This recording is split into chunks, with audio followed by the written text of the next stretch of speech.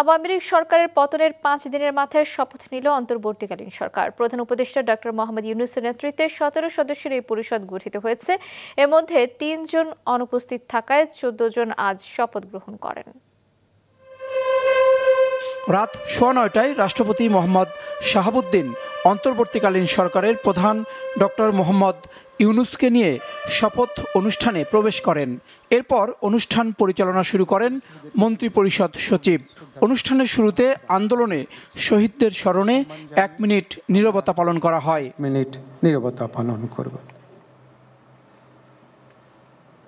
প্রথমেই অন্তর্বর্তীকালীন সরকারের প্রধান উপদেষ্টা হিসেবে শপথ নেন নোবেল বিজয়ী অর্থনীতিবিদ ডক্টর মোহাম্মদ ইউনূস।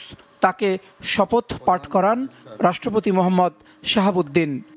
আমি মোহাম্মদ ইউনূস সশ্রদ্ধ চিত্তে শপথ গ্রহণ করিতেছি যে আমি আইন অনুযায়ী অন্তর্বর্তীকালীন সরকারের প্রধান উপদেষ্টা পদের কর্তব্য বিশ্বস্ততার সহিত পালন করিব। এরপর শপথ নেন ১৩ জন উপদেষ্টা। বাকি ৩ জন উপদেষ্টা রাষ্ট্রদূত সুপ্রদীপ চাকমা, চিকিৎসক বিধান রঞ্জন রায় ও বীর মুক্তিযোদ্ধা ফারুকী আজম আসতে পারেননি। আমি সংবিধানের রক্ষণ, সমর্থন ও নিরাপত্তা বিধান করিব।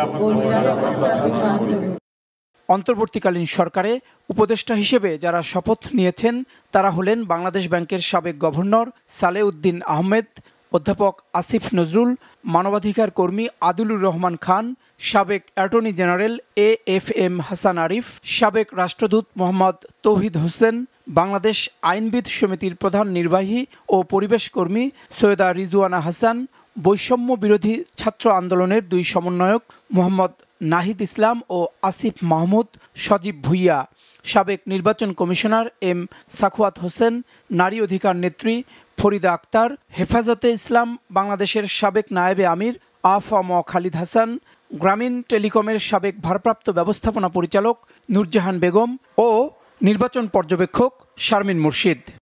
নতুন উপদেষ্টারাও জানান তাদের প্রতিক্রিয়া। অনেক সংখ্যালঘু মানুষের আর্তনাদ শুনেছি এবং অনেক স্টোরি আছে, আমি নিজে দেখেছি, আপনার তো শুনেছি দেখেছি আর কি। তো এটা কোনোভাবেই প্রত্যাশিত না। আমাদেরকে ক্রোধ সম্বরণ করতে হবে, আইনগতভাবে যারা দোষী আছে তাদের শাস্তি দেওয়ার জন্য ব্যবস্থা নিতে হবে সবাইকে। আমি একটা কথা সবসময় বলি, আবারও বলি, যে পশু শক্তির বিরুদ্ধে আমরা লড়াই করেছি, আমরা যেন সেই শক্তির মতো হয়ে না যাই।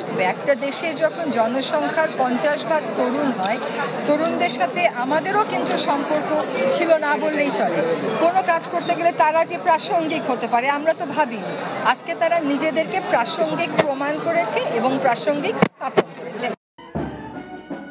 নতুন এই অন্তর্বর্তী সরকার কতদিনের জন্য দায়িত্ব পালন করবেন তা জানা যায়নি। উপদেষ্টা পরিষদের শপথ হলেও এখনও দপ্তর বন্টন হয়নি।